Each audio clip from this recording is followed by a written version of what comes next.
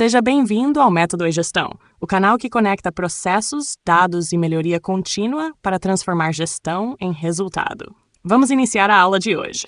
O ponto central é mostrar a sequência lógica da fase define dentro do Lean Six Sigma. Primeiro eu escuto a voz do cliente, depois organizo essa visão no CIPOC, em seguida transformo as necessidades em características críticas para o cliente, chamadas de CTC, e por fim, formalizo tudo em um contrato de melhoria. A escuta do cliente não deve ser tratada como opinião solta ou reclamação isolada. Ela precisa ser convertida em informação útil para o projeto.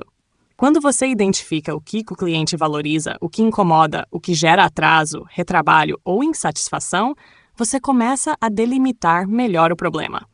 O CIPOC entra logo depois para dar visão de processo. Quem fornece, quais entradas são necessárias, qual processo ocorre, quais saídas são entregues e quem recebe essas saídas. Isso evita que o projeto comece de forma vaga, porque obriga a equipe a enxergar o fluxo de ponta a ponta. Depois dessa organização inicial, a árvore CTC ajuda a traduzir necessidades amplas em requisitos mensuráveis. Por exemplo, quando o cliente diz que quer rapidez, isso ainda é genérico. É preciso transformar essa fala em indicador, como tempo de atendimento, prazo de resposta ou tempo de conclusão. Esse é o salto mais importante: sair da percepção subjetiva e chegar a critérios objetivos de desempenho. O contrato de melhoria fecha essa lógica, porque registra o problema, o objetivo, o escopo, os indicadores, as metas e os responsáveis. Em resumo, o aprendizado principal é que a fase define não serve apenas para declarar um problema, mas para construir um entendimento estruturado. Ouvir corretamente, mapear o processo, transformar expectativas em indicadores e formalizar o compromisso de melhoria antes de avançar para as próximas etapas. O foco é deixar claro que a fase define precisa conectar 4 capacidades fundamentais: compreender a relação entre VOC, CI, CIPOC, CTC e contrato de melhoria, identificar boas práticas para entrevistar clientes internos e externos, traduzir necessidades subjetivas em variáveis mensuráveis e aplicar metas SMART com responsabilidades bem definidas. Quando você entende essa sequência, percebe que o projeto de melhoria não começa diretamente pela solução, mas pela escuta estruturada. Primeiro, é necessário captar o que o cliente realmente percebe como problema ou necessidade.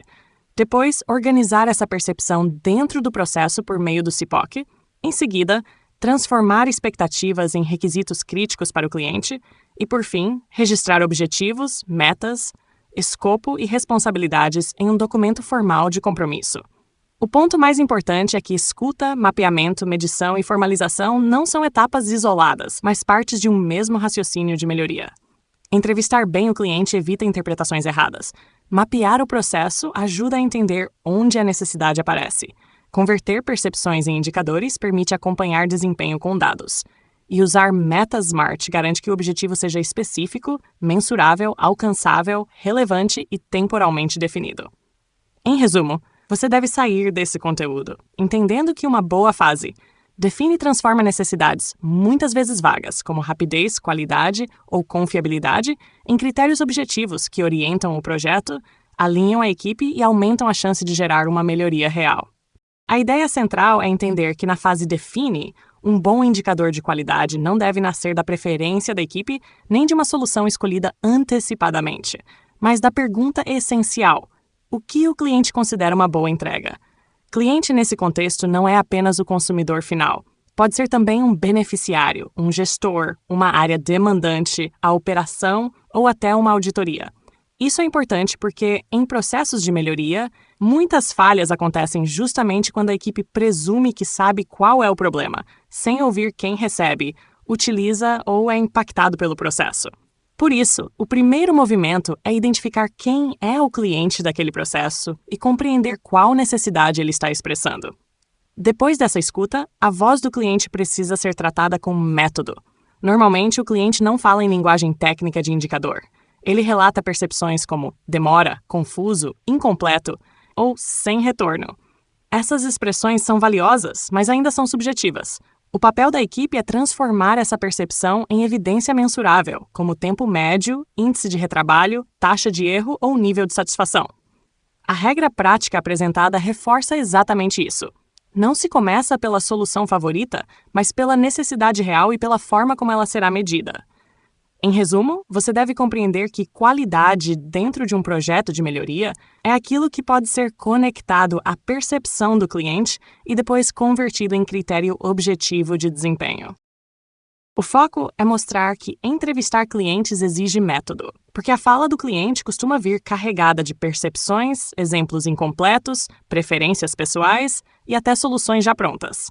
Por isso, eu preciso conduzir a conversa de forma estruturada. Quando o cliente diz que algo é demorado, confuso ou ruim, eu não posso aceitar essa resposta como suficiente. Preciso pedir exemplos concretos, entender quando aconteceu, em qual contexto, com que frequência, qual impacto gerou e quem foi afetado. Também é importante trabalhar um fator por vez, porque quando eu misturo prazo, qualidade, custo e comunicação na mesma pergunta, a resposta fica confusa e depois fica difícil transformar essa fala em requisito de melhoria. O ponto mais importante é separar necessidade de solução. Muitas vezes o cliente pede diretamente uma ferramenta, uma contratação, uma mudança de sistema ou uma nova regra, mas a equipe de melhoria precisa investigar qual problema real está por trás desse pedido. Depois disso, a necessidade precisa se tornar mensurável, ou seja, deve ser traduzida em dados observáveis, critérios claros e limites de aceitação. Perguntar o que é aceitável e o que é inaceitável ajuda a definir a régua da qualidade. Qual prazo ainda atende? Qual nível de erro é tolerável?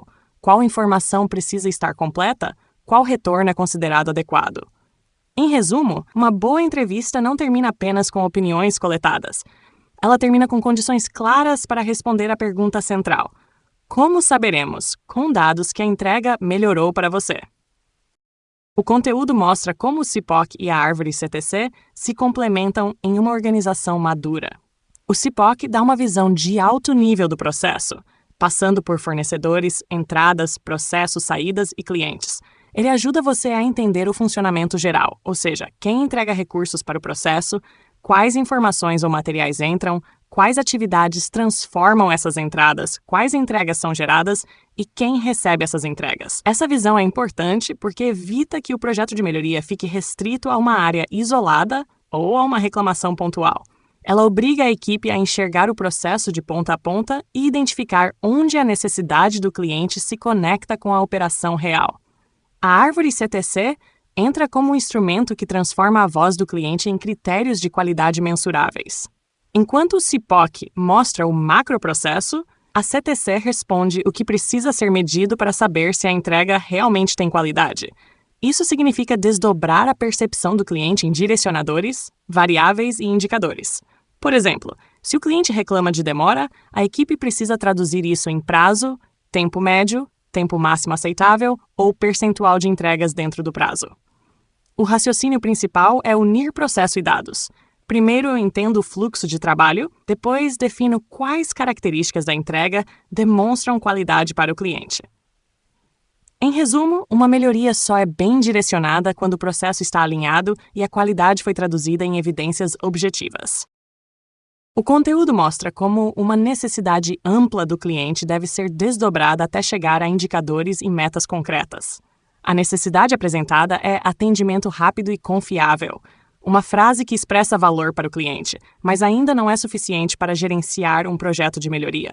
Por isso, ela é dividida em direcionadores, que são os grandes aspectos da qualidade percebida: prazo, clareza e conformidade. Prazo indica que o cliente valoriza rapidez. Clareza mostra que ele precisa entender o retorno recebido. Conformidade indica que a entrega deve estar correta, completa e sem necessidade de retrabalho. Esse desdobramento é importante porque transforma uma expectativa geral em dimensões mais específicas de análise. Em seguida, cada direcionador é convertido em uma variável mensurável, depois em um indicador e, por fim, em uma meta. Para prazo, a variável é o tempo de ciclo, medido pelo tempo médio até retorno, com meta menor ou igual a 2 dias úteis. Para clareza, a variável é a compreensão, medida pelo percentual de solicitações com retorno claro, com meta maior ou igual a 95%. Para conformidade, a variável é a completude, medida pelo percentual de processos sem retrabalho, com meta maior ou igual a 90%. O aprendizado principal é que quanto mais específica for a variável, mais fácil será medir, comparar resultados e priorizar ações de melhoria, porque a equipe deixa de trabalhar com percepções genéricas e passa a controlar evidências objetivas de desempenho. O contrato de melhoria representa o momento em que a intenção do projeto deixa de ser apenas uma ideia e passa a virar compromisso formal. Ele reúne os elementos essenciais que dão clareza à fase define: o problema e seu contexto, o objetivo do projeto, o indicador que será acompanhado, a meta que deverá ser alcançada, o escopo com suas restrições, além dos papéis, da comunicação e da cadência de acompanhamento. Isso é fundamental porque em projetos de melhoria, muitas equipes começam com boa vontade, mas sem alinhamento suficiente sobre o que será resolvido, como o sucesso será medido, quem será responsável e quais limites precisam ser respeitados. O contrato evita essa fragilidade ao transformar a necessidade identificada em um acordo objetivo entre as partes envolvidas. Esse acordo ajuda porque reduz a ambiguidade e cria uma referência comum para a equipe. Quando os papéis e responsabilidades estão claros, diminui o risco de retrabalho, conflito ou expectativa desalinhada. Quando o indicador correto é definido, a equipe deixa de discutir apenas percepções e passa a acompanhar evidências. Quando recursos, limites e restrições são explicitados, fica mais fácil saber o que está dentro e fora do projeto, além de criar uma base para renegociação caso o cenário mude. Em resumo, o contrato de melhoria é uma peça de governança da fase define. Ele organiza o compromisso, protege o foco do projeto e define com clareza o que será considerado sucesso. O conteúdo mostra que atribuir metas não pode ser um ato de cobrança isolada. Precisa haver método antes da exigência de resultado. Quando uma meta é apenas numérica, sem entendimento do processo, da variação dos recursos disponíveis e das causas do desempenho atual, ela pode virar pressão e gerar comportamentos distorcidos. As pessoas podem tentar bater o resultado ajustando a forma de medir, escolhendo casos mais fáceis, escondendo problemas ou priorizando o número em vez da melhoria real. Por isso, a meta deve orientar aprendizado, não punição. Antes de cobrar, é necessário compreender como o processo se comporta, qual é a variação normal dos resultados e quais fatores realmente influenciam o desempenho. O critério SMART ajuda justamente a tornar a meta mais segura e gerenciável. Ela precisa ser específica para deixar claro o que será melhorado, mensurável para permitir acompanhamento com dados, atingível para não se tornar uma exigência irreal, relevante para estar conectada ao problema e à necessidade do cliente, e temporal para definir em quanto tempo o resultado deve ser alcançado. Também é importante entender a variação antes de atribuir metas e usar benchmarking quando fizer sentido, ou seja, comparar com referências internas ou externas adequadas para avaliar se a meta é coerente. Em resumo, uma boa meta não é simplesmente um número desejado. Ela é clara, realista, acompanhada por método e usada para direcionar decisões de melhoria. O fechamento reforça 4 mensagens essenciais para consolidar a fase define: ouvir antes de resolver, mapear antes de medir, medir antes de cobrar e formalizar antes de executar. Isso significa que a melhoria não deve começar pela solução preferida da equipe, mas pela compreensão real da necessidade do cliente. Primeiro, você escuta para captar percepções, dores e expectativas. Depois, mapeia o processo para entender onde essa necessidade aparece no fluxo de trabalho. Em seguida, mede para transformar percepções em evidências. E, por fim, formaliza para garantir que objetivo, indicador, meta, escopo e responsabilidades estejam claros antes da execução. A reflexão proposta leva você a pensar em quais vozes do cliente ainda não foram convertidas em indicadores dentro do seu processo.